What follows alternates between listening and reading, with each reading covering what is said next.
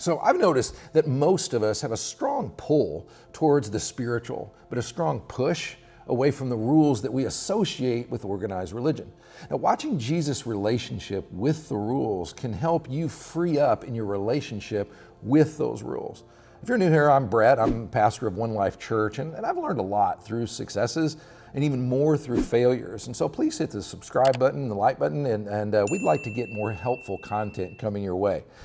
We're going to look at a story from Jesus' life and point out three important things that will free us in our relationship with the rules. And at the end, I'm going to tell you a little story about myself that you don't want to do. Okay, the story that we're going to look at is found in Luke chapter 13, and hopefully you can read it on your own. It's down the link below, but I'll give you the basics of it.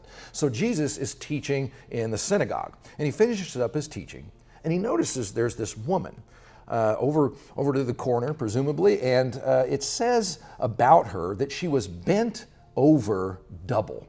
And that's their way of saying she was bent over about as far as you can be bent over. In other words, her head was down by her ankles, which there is a disease that can do that to you. And not only that, it says she had been that way for 18 years, if you can imagine that. So Jesus stops, and I love the words that it records. He said, "Woman, you're free from your sickness." And then he goes over and he lays his hands on her.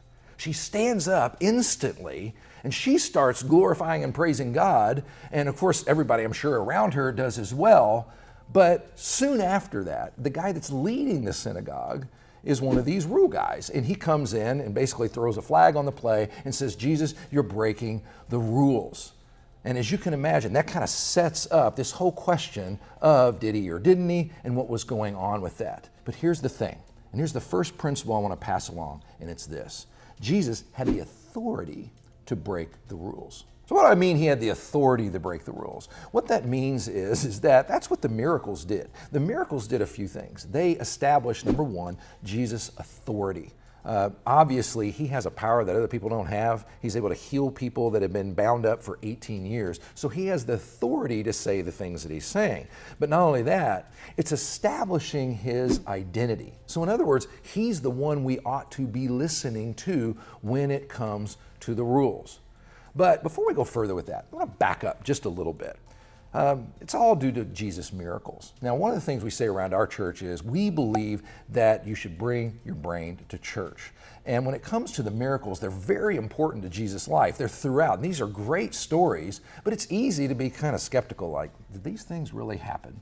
And I want you to know a couple things. First of all, if you were to go tour pretty much any university throughout the world, and you were to go to the history department and find a professor of ancient history, and you were to ask 90+% of them, hey, what do we know about Jesus from history? Not even necessarily from the Bible, but from history itself. What would they say? Well, first of all, most of them would say, well, we do know that he was a Jewish rabbi who lived in the first century. We know that he was crucified by the Romans. We know this, it's a historical fact. We know that his followers believed that he rose again from the dead. But here's another surprising one to many people.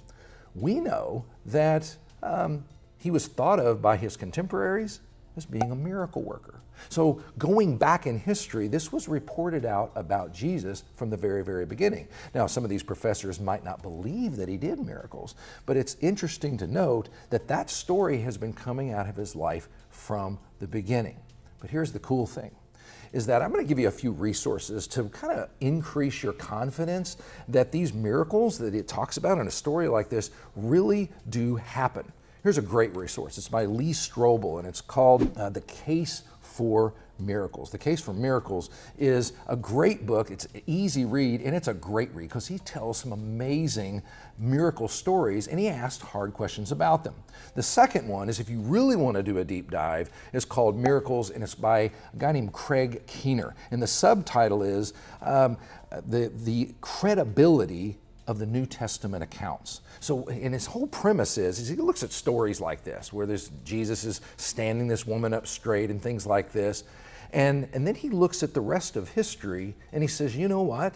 Miracles like that have been happening since Jesus was around and have gone all the way into modern day, where he records and makes the case through documented cases that millions of miracles like this happen all around the world in Jesus' name to this day. So that's noteworthy. So in other words, the reason that's so important is because if the story is just a made-up thing, it loses its power. So you have someone, when it comes to the rules, he has the authority to say exactly what we need to think about the rules.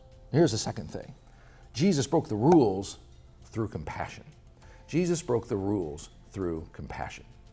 So in other words, when it comes to Jesus and the rules, he was about compassion. His miracles were driven by compassion. As a matter of fact, all of his miracles, when you look at them, they in one way or the other served and helped other people. And that's very, very important to remember when it comes to this whole thing. Because when the synagogue ruler actually points out, hey, you did something wrong, one of the things he says to the guy is, listen, this woman's been suffering for 18, and Jesus' words are, long years. He knew, he felt that burden that she had been carrying.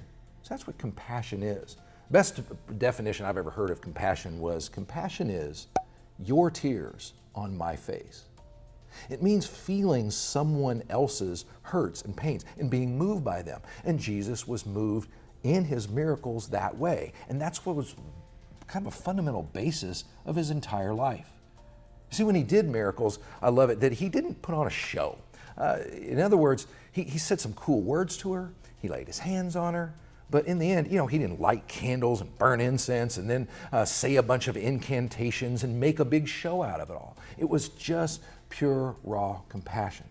Now, why that's important to you and I is we need to remember that he's compassionate towards us. He wants us to be compassionate towards other people. But most of all, he wants us to know that when it comes to the rules, that we need to be guided in our priorities by compassion. And this is important for the entire movement. So I'm going to give you another resource.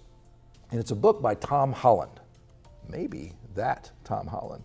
Tom Holland, called Dominion.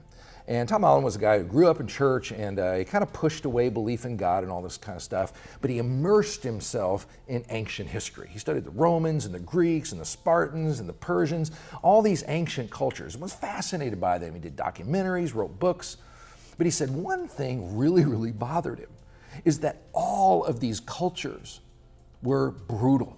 They were the opposite of compassion. And he said the more he read about what they did, he noticed that it really, really bothered him as a modern person. And he kind of wondered why, because he said, if I would have lived in one of those cultures, I guess I wouldn't have been bothered by that stuff. But I am now. Why? And I love what he says. He says, it was not just the extremes of callousness that unsettled me, but the complete lack of any sense that the poor or the weak might have the slightest intrinsic value.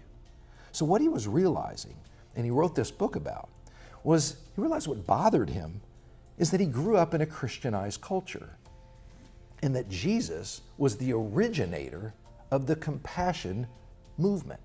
Now, when it comes to this, see, we all believe in compassion in Western culture. We want to be compassionate people, at least most of us do. You know where that comes from?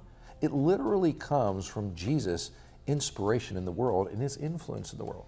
He didn't invent compassion, but he turned it into a movement. And it was because he saw that the rules were binding people up, and he wanted to reach in and he wanted to deliver them through that. So Jesus, miracles and his reaction to the rules was about compassion. And finally this, when it comes to the rules, Jesus broke the rules that weren't the real rules. Did Jesus break the rules? It's a great question. But yeah, he did. But he broke the rules that weren't the real rules. So here's the scene. So she stands up straight. This woman stands up straight for the first time in 18 years. Now imagine being her parents. Imagine being with the people in her family that know and love her, have watched her gone through the agony of all this, and the people around her. She would have gone to this synagogue probably all of her life. They all knew who she was. They knew this wasn't a fake thing. It wasn't a phony thing. She stands up straight, and everybody's reacting like you would react. There would have been a collective gasp. People's eyes would have got this big, and there would have been pandemonium in the best sense going on. And then this leader, this rule guy, starts, clinking on a glass or something to get everybody's attention. Ding, ding, ding, ding, ding, ding, ding. Tension, tension, tension. And he says to the woman, the Bible records it, says, listen, There are 6 days you can come and get healed, but not on the Sabbath day. Not today. That's not the day when we do this. Now imagine the kind of guilt that would have heaped on that woman. It would have been what I can only call the ultimate buzzkill for the whole thing.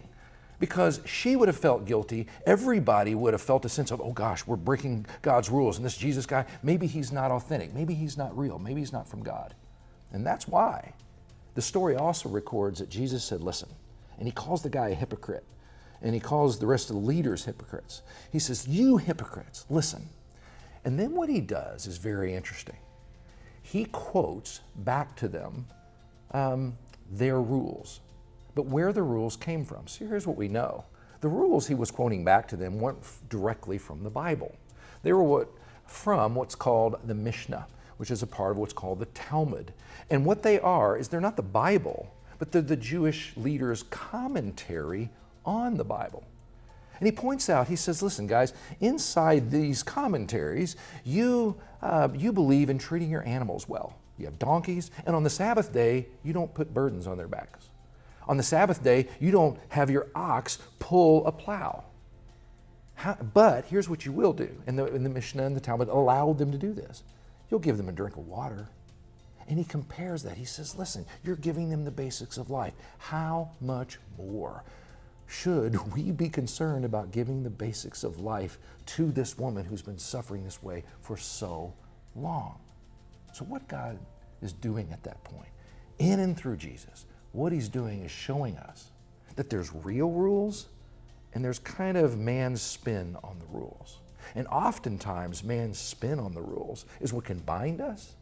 But when you really look at God's rules, you realize that they're driven by the desire for compassion and the desire for freedom.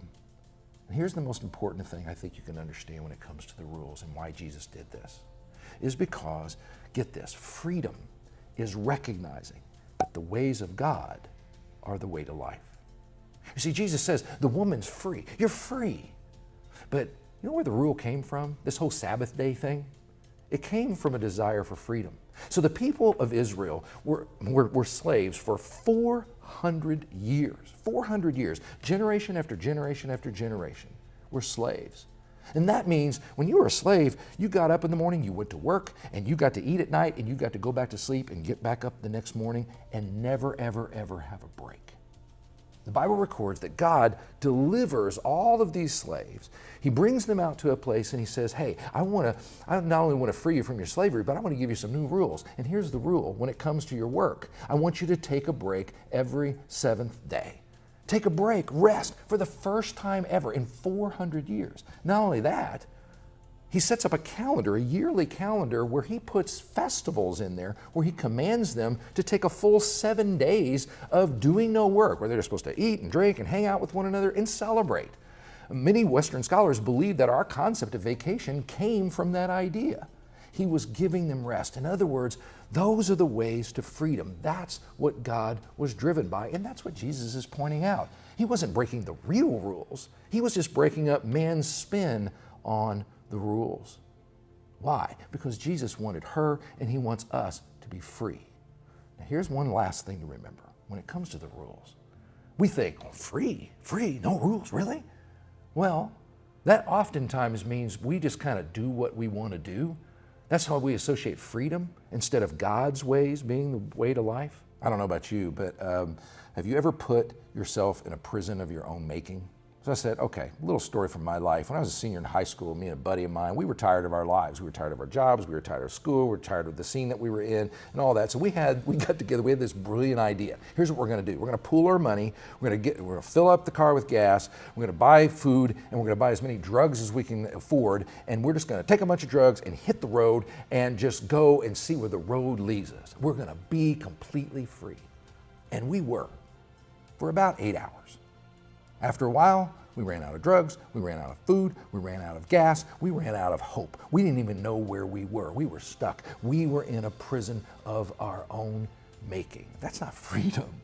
That's its own kind of bondage. Freedom is recognizing that the ways of God are the way to life. And you can know that because Jesus is the one who has the authority to say it because of her miraculous power, that he's driven by compassion And that's the way to come to freedom. Well, if you found this content valuable, I encourage you again just to hit the like button and subscribe, because we want to have some more valuable content coming your way. See you soon.